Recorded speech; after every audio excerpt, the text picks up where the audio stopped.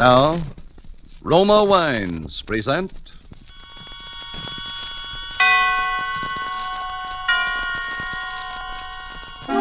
Suspense.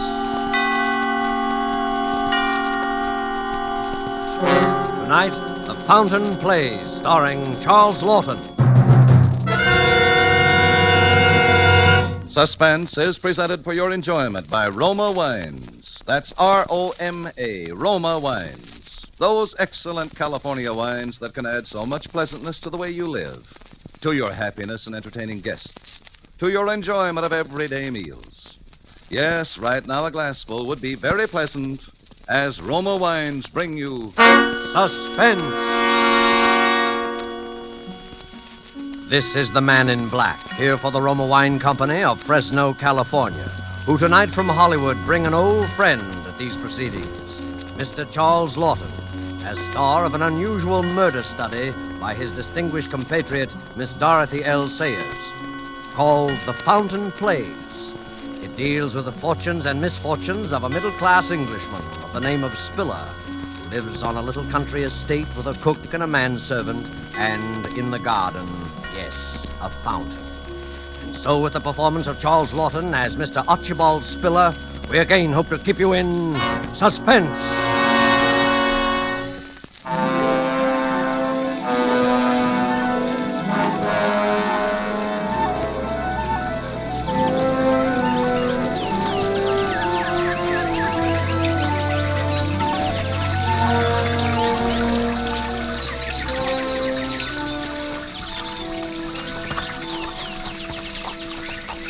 Now then, Mr. Spiller, what about it?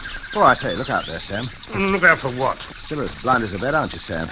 You really ought to wear glasses, you know. Don't you try and put me off. I was only trying to keep you from getting your clothes wet, Sam.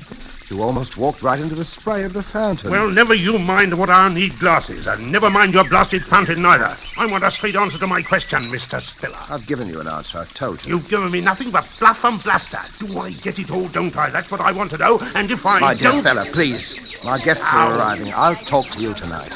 You better talk straight. It'll be your last chance, my lad. Hello. Hello there, everybody. Just in time for a little refreshment. Master said we'd find you here, Daddy. I hope we're not interrupting. Oh, certainly not, certainly not. You know Mr. Gooch, don't you, my dear?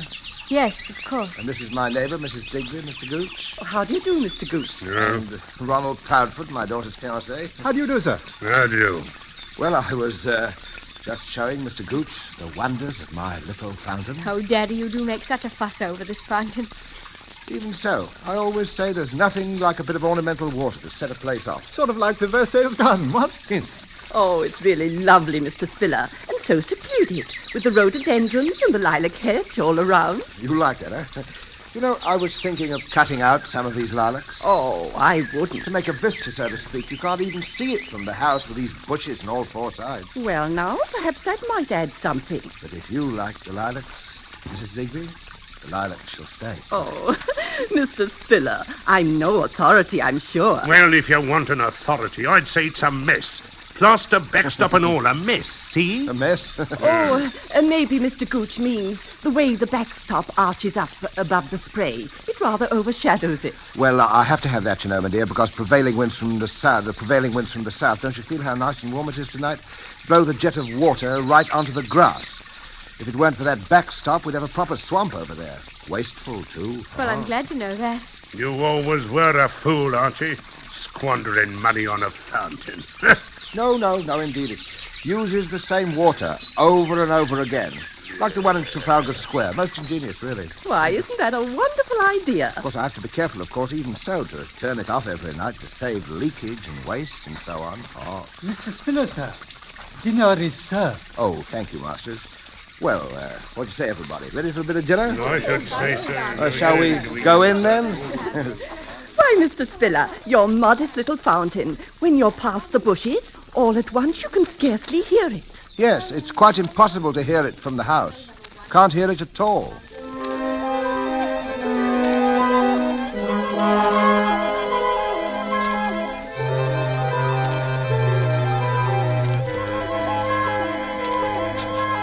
And what I says is, you see, you're not Will that be Napoleon all either. then, sir? Yes, thank you, Masters. An excellent dinner. My compliments to the cook. Yes, sir. And coffee in the drawing room, masters. Very good, sir. Well, shall we adjourn? Shall we what? Oh, go into the drawing room, you know. Quite a torf, ain't you, Marchie? Big change from the old days. Adjourn to the drawing room. What would you think, Mr. Spiller, about a rubber or two of bridge? That's an excellent suggestion, Mrs. Digby. Excellent. Good thing I don't play, ain't it, Archie? See, I'm counted out before the start. Oh, Mr. Gooch, I'm so sorry. Do take my place. I'm really very tired. No, thanks. We don't play bridge where I come from, and neither did Archie. Although I see he picked it up quick enough once he... Yes. It's never too late to learn, you know. No. Mind you don't play too long. But I want to talk to you before this night's over, my lad. Yes, of course, Sam. Yes. I'll be waiting for you up at your precious fountain, absorbing the beauties of your precious moonlight. And I don't want to wait too long, see? Right you are, old boy. Yeah. Where's the fellow masters? Was there something you wished, sir? Yes.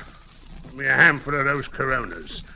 Only the best for your old pals, eh, Archie? Yes. Of course. Yes, of course. See you later, folks. Maybe. Well, Mrs. Digby, shall it be you and me against the youngsters? Daddy, Yes, dear. will you tell me why you put up with that man? Gooch? Oh, no. He's not a bad sort, really. He is a bad sort. He's a rude, unpleasant, terrible man. Well, he's an old friend, you know. Not much a chap can do. Oh, Daddy, you're so soft-hearted. But if you can't do anything, I can. No, please, dear. He'll be gone in a day or two. And high time. What does he mean talking to you that way in your own home? Shall we cut the deal? Yes. Shall I? Well, I don't care. You shan't put me off.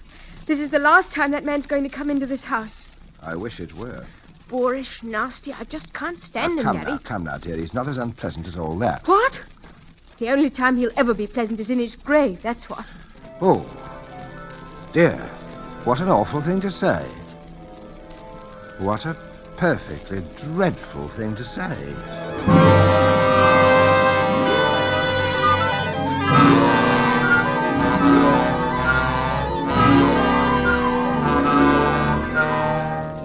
Tonight for Suspense, Roma Wines are bringing you as star Mr. Charles Lawton, whom you have heard in the first act of The Fountain Plays, tonight's tale of Suspense.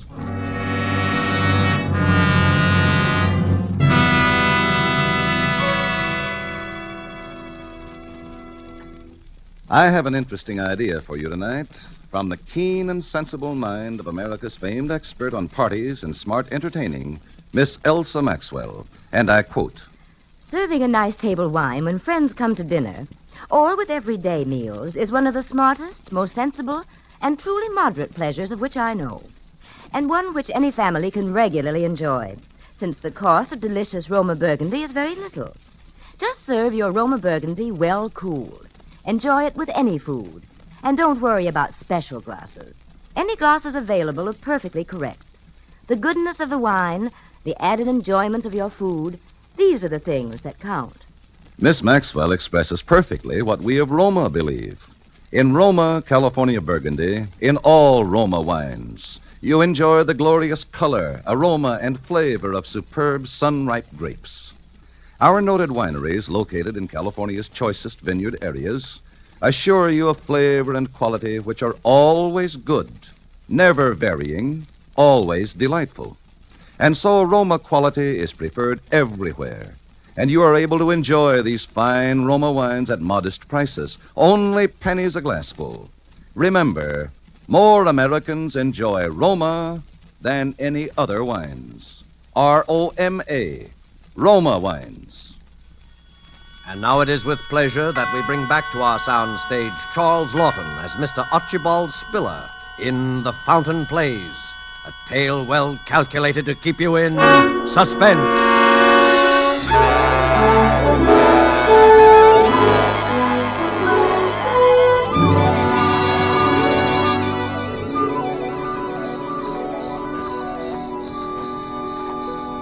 Of course, we have a very pleasant garden, Mrs. Digby, and I don't know anything that's given me such enjoyment as that fountain. Do you know that it uses the same water over and over again? Yes? It shows you, doesn't it, Mrs. Digby? The simpler pleasures are best. Oh, that's so true. Oh, well, here we are. It's been such a lovely evening, Mr. Spiller. Ah, yes. And it was so nice of you to walk me home. Oh, it's my pleasure, I assure you, Mrs. Digby. You know, I've been thinking. I'm very lucky to have found a neighbor like you at my time of life. I mean, Maybe it's not luck at all. it's fate, you mean? Mrs. Digby, may I call you Rosalind? Oh, of course. And you call me Archibald? Silly name, only one I've got, though. Why, I think it's a very nice name. Do you? Well, you know, I've been thinking that it was true what I said tonight, that the place will be needing a new hostess soon. Oh, with Betty getting married, you mean? Oh, you must be very happy for her. I am, but what I mean is that, well, we're both alone in the world now. Yes. And, Rosalind, there's something I want to talk to you about soon. I can't just now. There are arrangements I have to make, but I want to talk to you very seriously. Well, I'll always be here, you know. But it's late now. Yes, it is, yes. Well, good night, Rosalind. It has been a lovely evening. Good night. Good night, Archibald.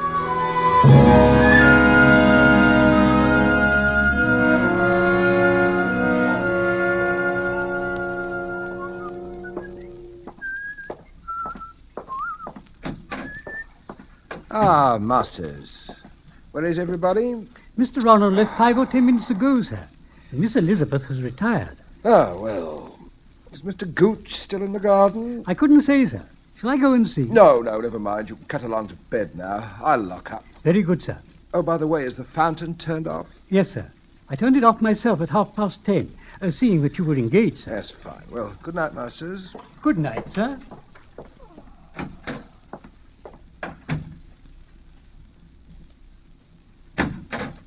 Oh, confound it. Oh, hello there. I was just coming out to look for you. Hello. Have a nice evening. Nice evening. Not as nice an evening as you had with your obliging little widow, That's eh? enough of that now, Sam. Oh, it is it? That's enough, is it? That's a good one. Who do you think I am, talking to me like that? One of your ruddy servants? Well, I'm not. I'm the boss here. Get that in your head. I'm the boss, and you know it. All right, Sam, but let's buzz off to bed now. We'll talk it all over in the morning. No. We're talking about it right now, Mr. Spiller. I'm short of cash. It's high time you kicked in with some more. Look here, Sam. I pay you your allowance as we agreed, and you stay here whenever you like, but that is all. Oh, it is it? Getting pretty high and mighty, aren't you, number 41632? Sam, quiet, for heaven's sake. You're in a fine spot to tell me what you're going to do, aren't you? Quiet. The servants, my dear. Quiet, Betty, my dear. Oh, Mr. Ronald Flapdoodle, whatever his name is. Really, Sam, you're quite impossible this evening. Impossible, eh? Impossible. But I'm not an escaped jailbird, am I? I'm not liable to be hauled back to work out 10 years hard labor for forgery, am I? Quiet. Look here, Sam. I'll give you a little extra. This once. And when I think a man like me was only in for a short stretch anyway and worked it out all good and proper, depended on the charity, mind you, of a pill was rolling in wealth. I am not rolling in wealth, and you know it. But if you'll promise me faithfully that this is the last time... Sure, I'll promise. For an old pill, I'll promise anything. And just give me 5,000 down. 5,000? That's right. We've got a great opportunity. All I need is a little ready cash. Now, don't you be an idiot, Sam. Where do you think I'm going to lay my hands on that much, just like that? Now, look, I'll give you a check for 500. Ah, trying to renege on an old pal, eh? I said 5,000 and 5,000 it is, or you'll find yourself back on the rock pile. I tell you, I haven't got it. Haven't got it. You've got enough to go buying fancy fountains or playing around with the widow next door. You leave Mrs. Digby out of this. I'll leave her out of it, all right. I'll leave the old front to you. Oh, yeah.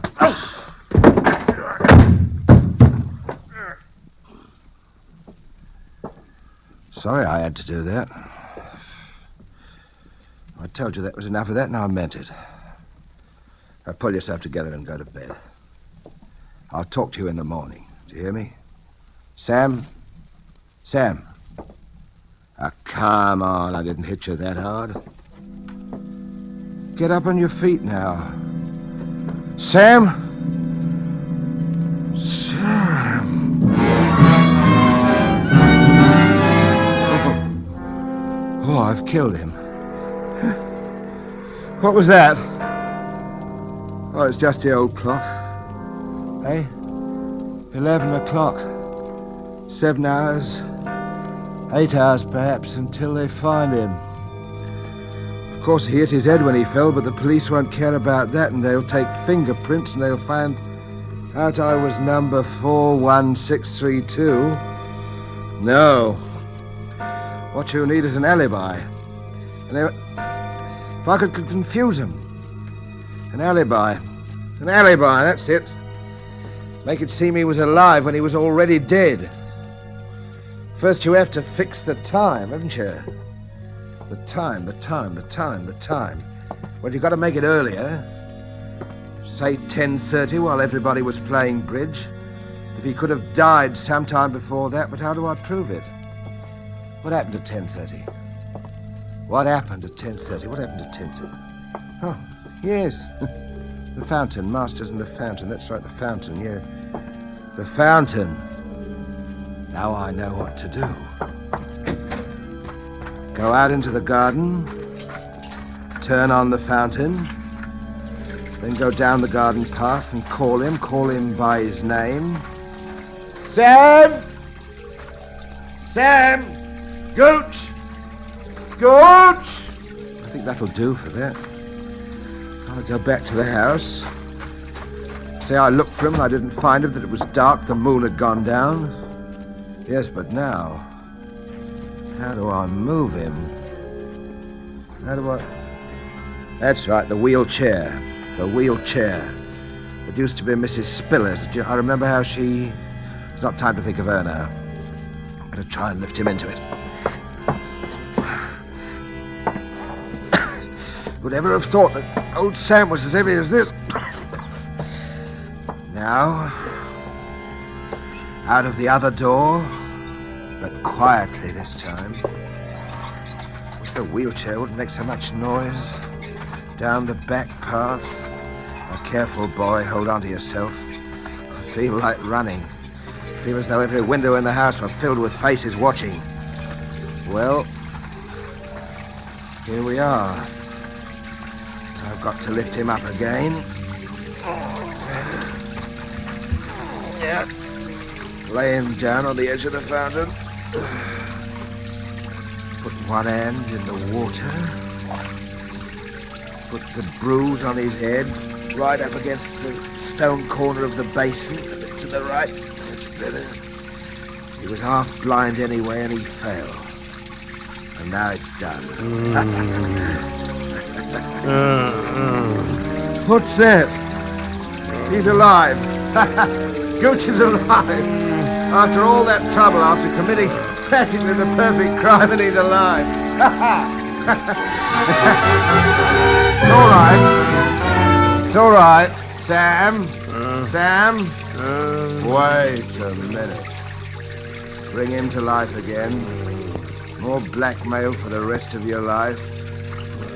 What about Mrs. Digby? Nice, plump, comfortable Mrs. Digby. Rosalind. What about Betty? She at least deserves something. No, it's better than murder. All right, murder it's going to be.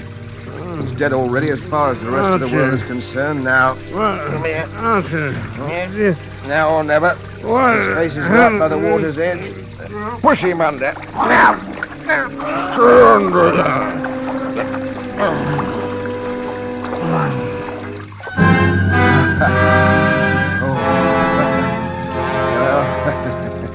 Now it's done. Now it's done, Mr. Spiller. I suppose I ought to feel remorse. Why should I feel remorse? Does the mouse feel remorse that the cat's killed? Nah. Does the prisoner feel remorse when he leaves his prison? Nah. It's done and it's well done. There's nothing left but the finishing touches now. Well, we take back the wheelchair, let the fountain run another hour, and then to bed. Why should I feel remorse? Nonsense. Congratulations would be more like it. Yes, that's right. Congratulations, old man. Doesn't it turn cold?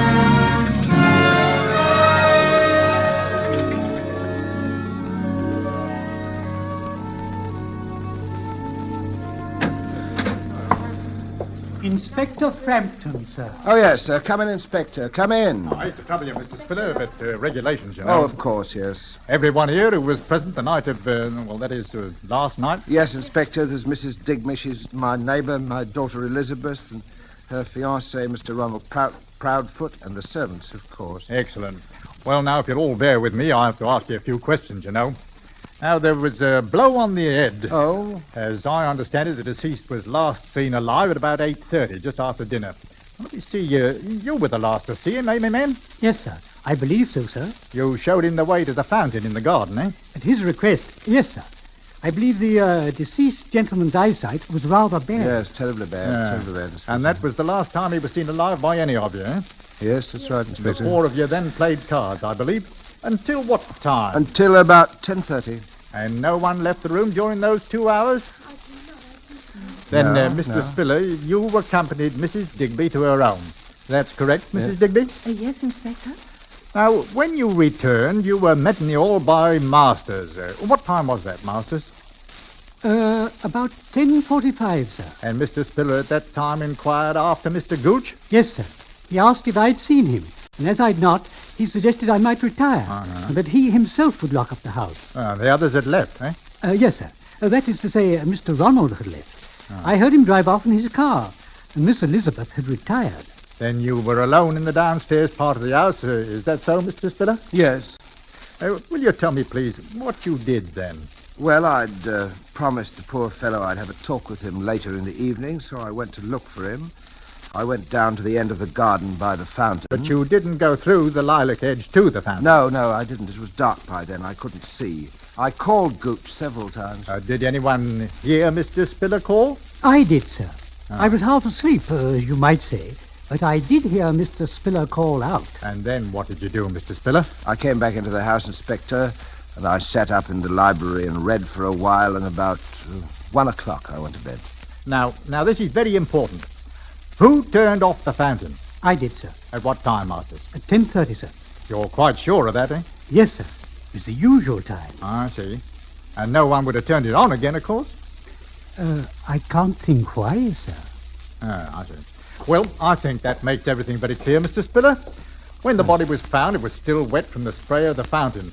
Therefore, death must have occurred some time before the fountain was turned off at 10:30. Yes. And as all of you here were occupied up until then, from the time the deceased was last seen alive... Oh, of course, it is an accident. I said it was from the beginning. Well, it might have been either, you know. There had been a blow and there was water in the lungs, but the man apparently fell, missed his footing due to his poor eyesight and struck his head, falling into the water from which he was unable to rescue himself. Well, it does seem the obvious conclusion, doesn't it? My. Poor fellow, dear me. Well, thanks, everyone. I don't think we'll have to trouble you again, Mr. Spiller. I hope not. Thank you, Inspector.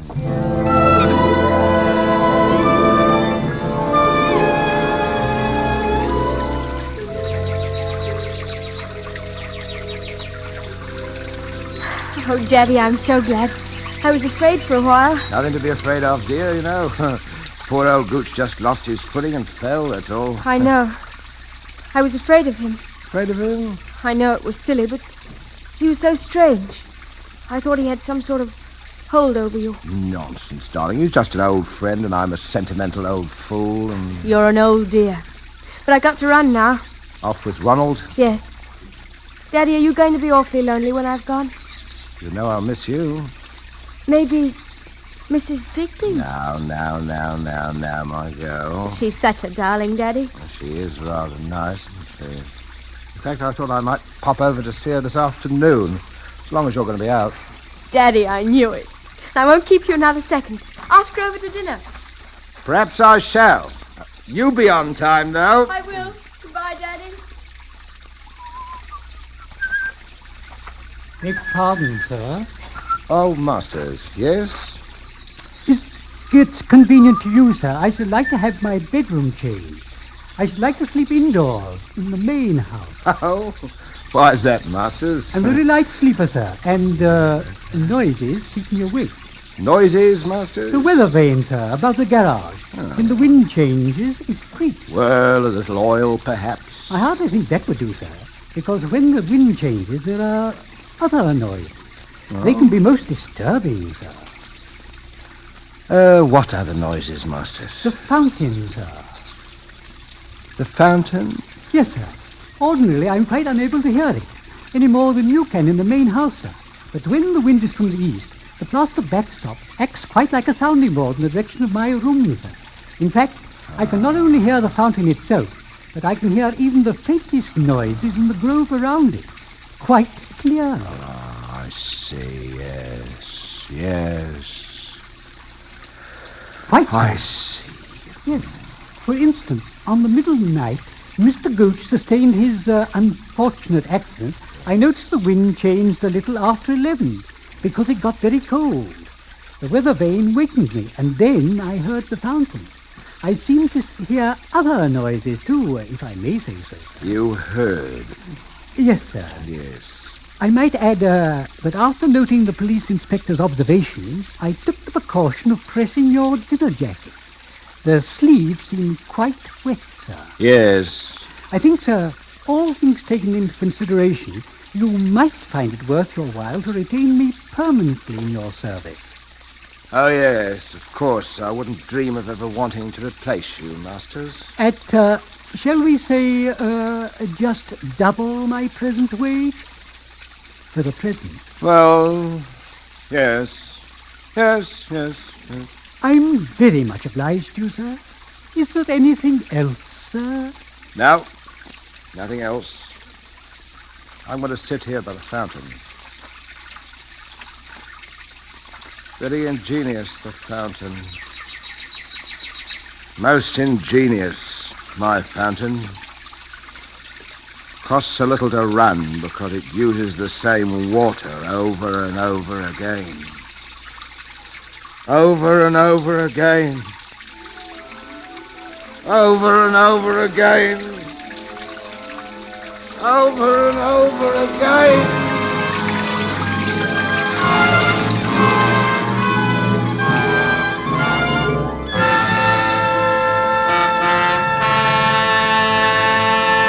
And so closes The Fountain Plays, starring Charles Lawton, tonight's study in Suspense. Suspense is produced and directed by William Spear. The other day, Elsa Maxwell told us about a friend who had lived many years in wine-loving countries around the world. I gave him some of our delicious Roma, California Burgundy at dinner, and he confessed to me that he thought it every bit as enjoyable as any he had ever had.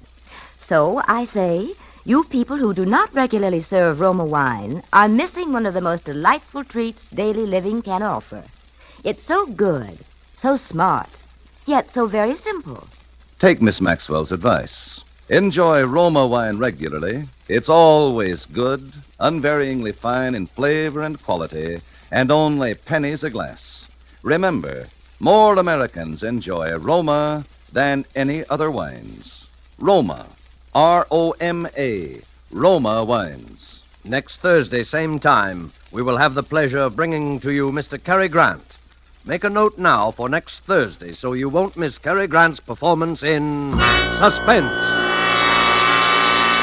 Presented by Roma Wines, R-O-M-A, made in California for enjoyment throughout the world. Our government has asked us to say emphatically to the women of our audience that 10,000 more registered nurses are needed in the United States Army Nurse Corps immediately. Registered nurses, those about to graduate and who qualify as senior members of the United States Cadet Nurse Corps up to 45 years of age, are vitally needed. Write to the Surgeon General, United States Army, Washington, D.C., or call at your nearest Red Cross chapter. This is CBS, the Columbia Broadcasting System.